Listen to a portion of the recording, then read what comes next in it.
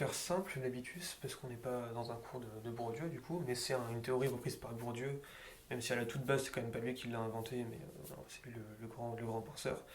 Et concrètement, c'est un ensemble de choses intérieures et extérieures à une personne qui vont influencer la personne, mais en même temps la personne influence cette chose-là, donc c'est une sorte de symbiose entre plusieurs éléments qui crée un système entier.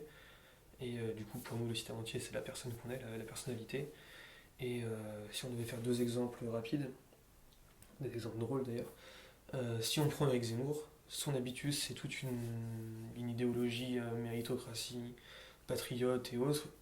Toutes ses influences ont toujours été très à droite ou très patriote, très bonapartiste et quasi anti-révolution. Donc aujourd'hui, il est le produit de cet habitus-là. Il est ce qu'on voit dans les médias.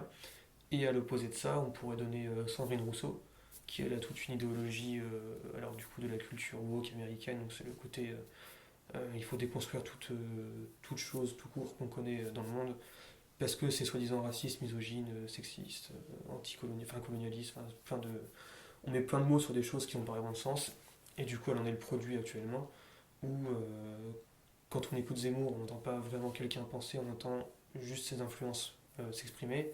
Quand on écoute Sandrine Rousseau, on n'entend pas quelqu'un penser du tout, on entend juste ses influences et un discours qu'on peut avoir très bien partout aux États-Unis, en Angleterre, comme ça penser. Et c'est vraiment ça l'habitus du coup d'une personne, c'est toutes ces influences qui vont l'impacter et lui du coup va impacter ses influences parce qu'il aura une place dedans en s'exprimant dans la place publique. Là c'était deux exemples extrêmes volontairement pour bien schématiser, mais sur une personne plus concrète ça pourrait être, dans mon cas ça serait par exemple les comics, la culture, la Bretagne, bah, ça fait partie de mon habitus.